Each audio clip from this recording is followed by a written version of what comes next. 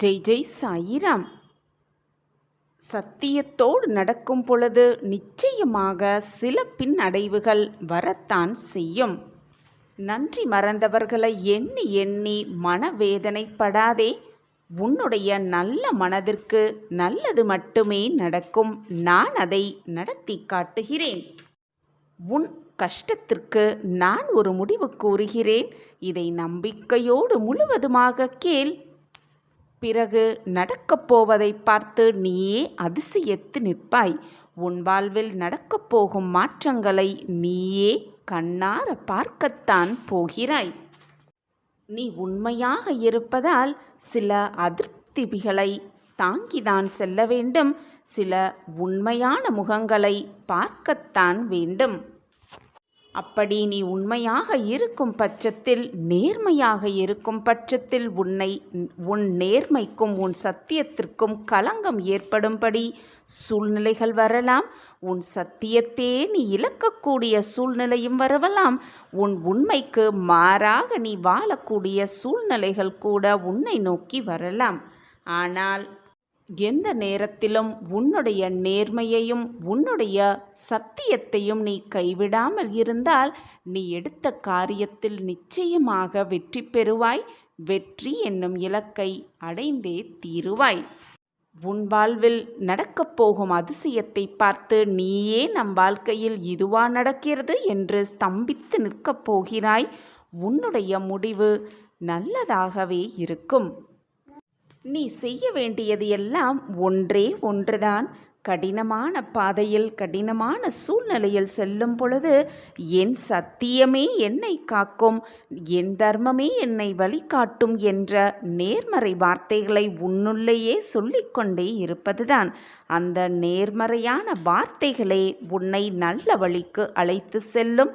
சந்தோஷமான சூழ்நிலைக்கு உன்னை வாழ வைக்கும். வாழ்க்கையில் உயர்ந்த லட்சியம் எது என்று யோசித்துப் பார். சிலர் நேரடியாக எளிய பாதையில் தியானத்தின் மூலமாகவே ஞானமடைந்து விடுவார்கள். வேறு சிலரோ பணம், பேர், சுகம் என்று சுற்றி வழி பாதையில் சென்று இதற்கு மேல் அடைவதற்கு என்ன இருக்கின்றது என்று இறுதியில் ஞானத்தை அடைவார்கள். யார் எப்படி தேடினாலும், யார் என்ன செய்தாலும் மனித வாழ்வின் லட்சியம் ஞானமடைதல்தான் என்று நிச்சயமாக உண்மை.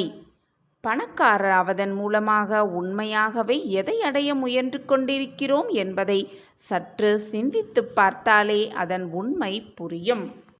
உன்னுடைய சொத்துக்களின் எல்லையை அதிகரிப்பதன் மூலமாக உன்னுடைய எல்லையை அதிகரிக்கவே முயற்சி செய்து கொண்டிருக்கிறீர் என்பதை மறந்துவிடாதே. பெரும் பணத்தை சேர்ப்பதானாலேயே பெரும் மனிதராக மாறிவிட்டோம் என்று நம்பும்போதுதான் வளர்ச்சியே நின்று விடுகிறது. அதேபோல் புகழ் பெறுவதன் மூலமாக நீ உன் பெயருடைய எல்லையை அதிகரித்து உன்னுடைய எல்லையை அதிகரிக்கவே முயற்சி செய்து கொண்டிருக்கிறேன் என்பதை மறந்துவிடாதே. சுகங்களின் மூலமாக கூட உன்னுடைய உணர்வினுடைய எல்லையைத்தான் அதிகரிக்க முயற்சி கொண்டிருக்கிறீர். உன்னுடைய எல்லா முயற்சியுமே உன்னுடைய எல்லையை வெவ்வேறு வழிகளில் பெருக்கும் முயற்சிகள்தான். உன்னுடைய எல்லைகளை விரிவாக்கி வெவ்வேறு வழிகளில் உன்னுடைய நடவடிக்கைகளை தொடர்ந்து அதிகரித்து கொண்டே இருக்கிறோம் என்பதை மறந்துவிடாதே.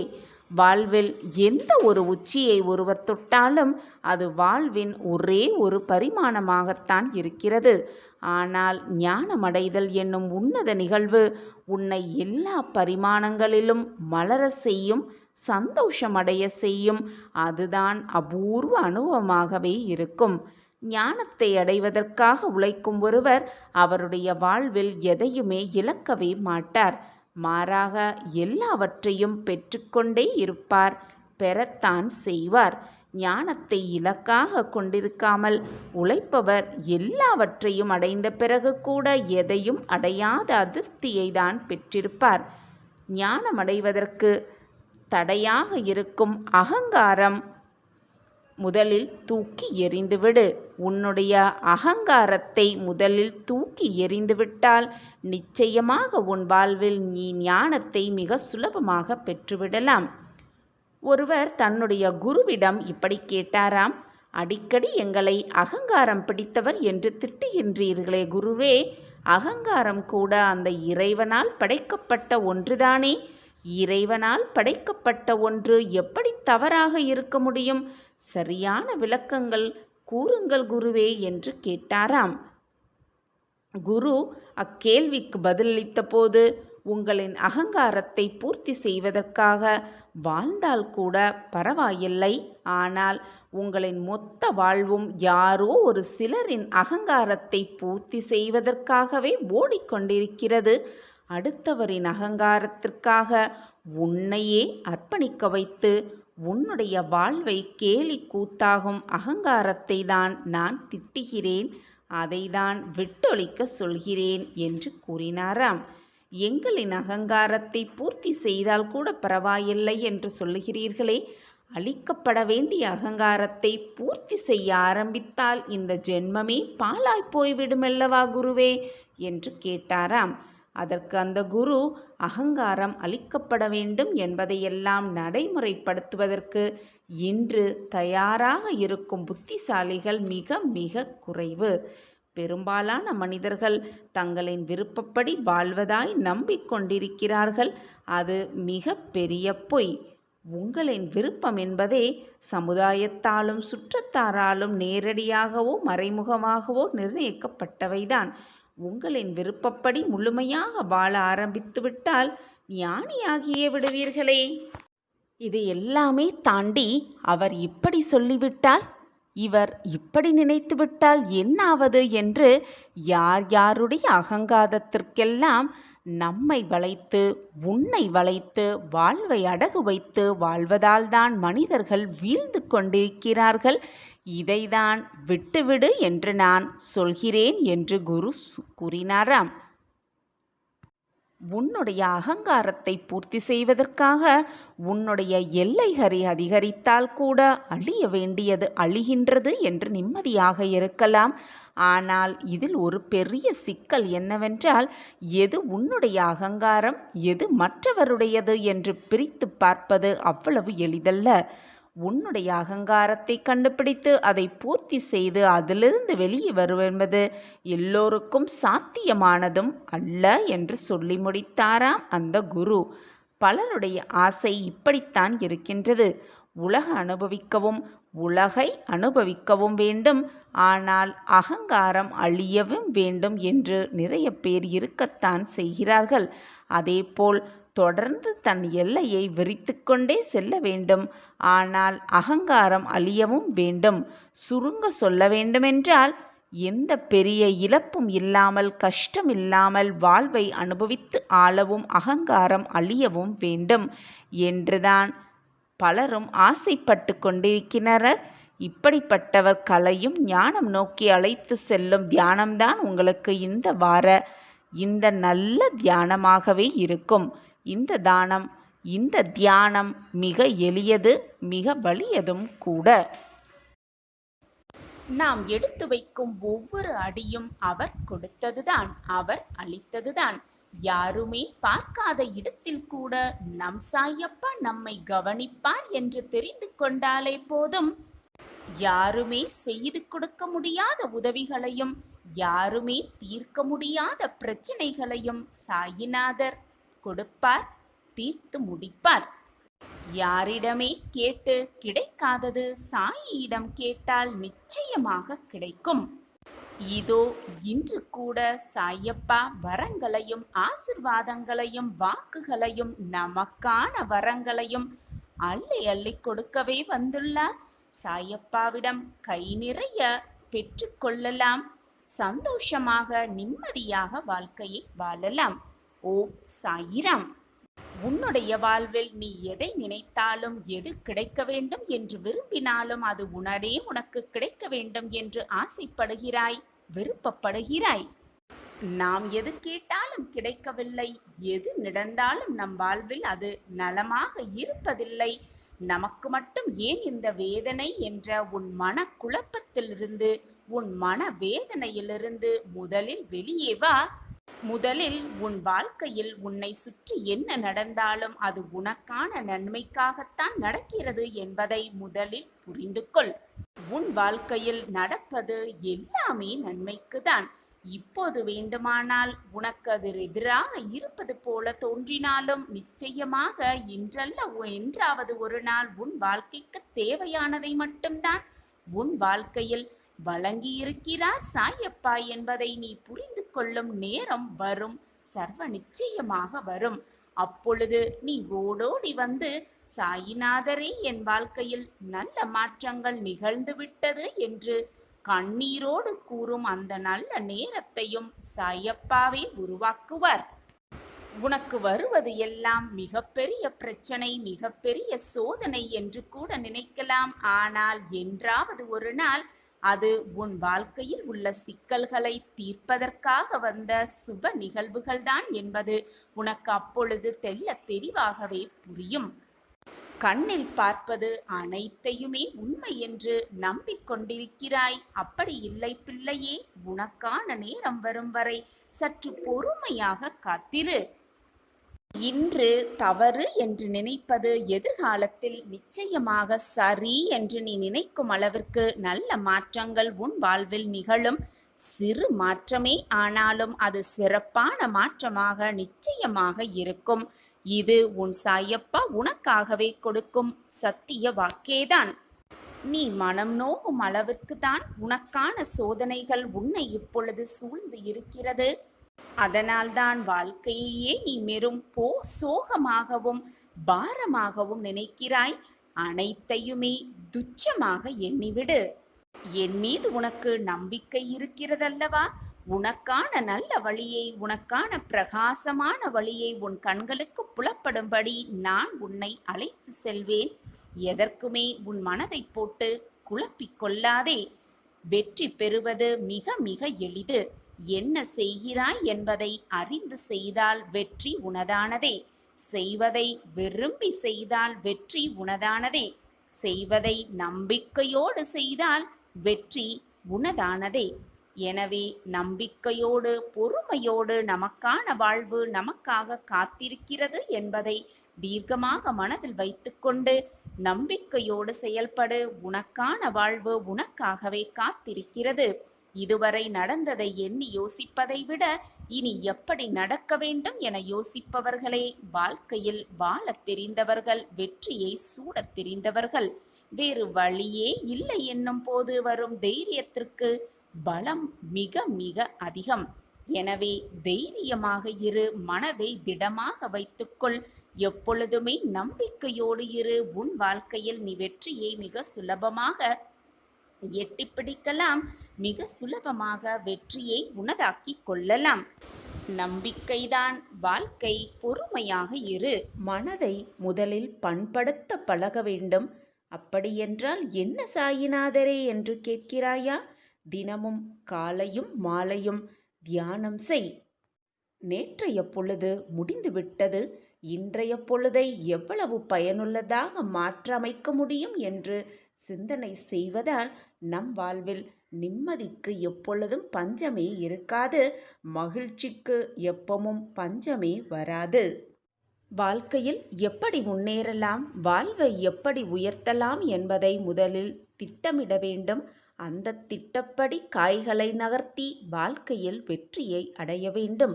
இதுதான் வெற்றி அடைவதற்கான மிக சிறந்த இரகசியமாகவே இருக்கும். அதிலும் இலக்கில் கவனமாக இருக்க வேண்டும். பிடிச்ச வாழ்க்கையை, தனக்கு பிடித்த வாழ்க்கையை வாழ்பவனே மிக மிக அதிர்ஷ்டசாலி.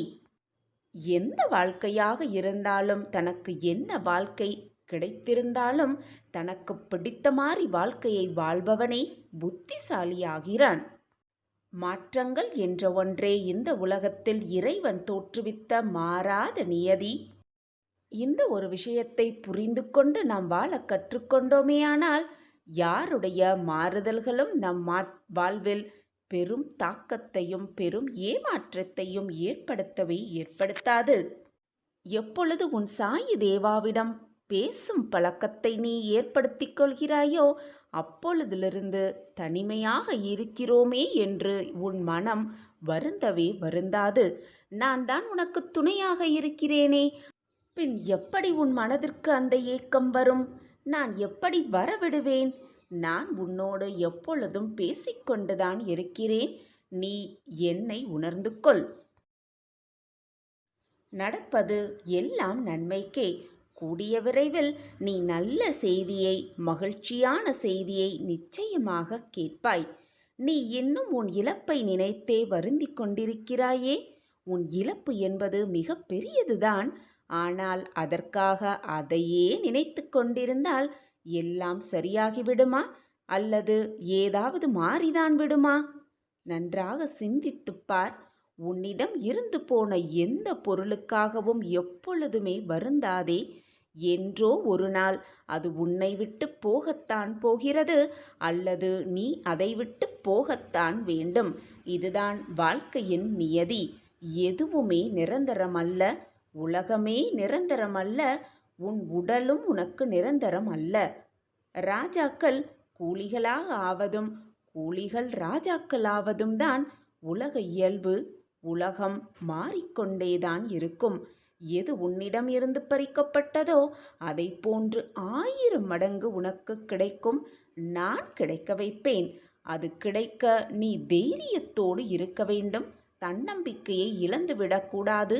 உன்னுடைய தைரியத்தையும் இழக்காமல் விடாமுயற்சியோடு போராடும் குணத்தோடு இருக்க வேண்டும். அப்பொழுது உன்னிடம் இருந்து எது பறிக்கப்பட்டதோ, உன்னிடம் இருந்து எது விலகி சென்றதோ அதை போன்ற 1000 மடங்கு உனக்கு நான் கிடைக்க செய்வேன். உன்னுடைய வாழ்வின் வெற்றியை நெருங்கிவிட்டாய். நீ ஆச்சரியப்படும் பலவிற்கு பல நல்ல நிகழ்வுகளும் மாற்றங்களும் உன் வாழ்வில் நிகழும். அந்த நல்ல தருணமும் நல்ல நேரமும் இதோ உன்னை தேடி வந்துவிட்டது. நான் அதை பற்றி தெள்ளத் தெளிவாக கூறுகிறேன். சற்று கவனமோடு கேட்கிறாயா என் பிள்ளையே? உன் வாழ்க்கையில் மாற்றங்கள் நிகழ வேண்டுமென்றாலும், உன் வாழ்க்கையில் உனக்கான மாற்றங்கள் உனக்கு தகுந்த மாதிரி மாற வேண்டும் என்றாலும், ஒரு சில மாற்றங்களை நீ முன்னெடுக்க வேண்டும். முதலில் உன்னையே நீ சிறிது மாற்றிக்கொள்ள வேண்டும். முதலில் மாற்றங்கள் வாழ்வில் நிகழ வேண்டும் என்று வேதனையோடு கண்ணீரோடு இருக்கும் நீ முதலில் உனக்கான மாற்றங்களை உன்னிடம் இருந்து துவங்க ஆரம்பி.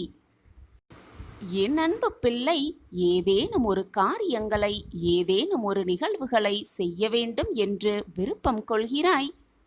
அந்த செயல்களை செய்வதற்கான அத்தனை வேலைகளையும் செய்து வைத்து விடுகிறாய்.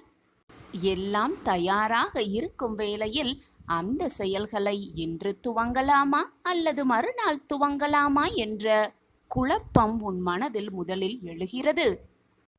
ஏன் இந்த குழப்பம் உன் மனதில் எழுகிறது தெரியுமா? நாம் செய்வது வெற்றி பெறுமா அல்லது ஏதாவது தடங்கல்கள் வந்துவிடுமோ? துவங்குவது நல்ல வழியில் முடியுமா அல்லது முடியாமல் போய்விடுமா என்ற குழப்பம்தான் உன் மனதில் முதலில் வருகிறது. உன்னுடைய செயல்கள் கடினமாக இருப்பதால் நீ துணிந்து அதை செய்யாமலேயே இருக்கிறாய். ஆனால் என் பிள்ளையே, அது உண்மையே அல்ல.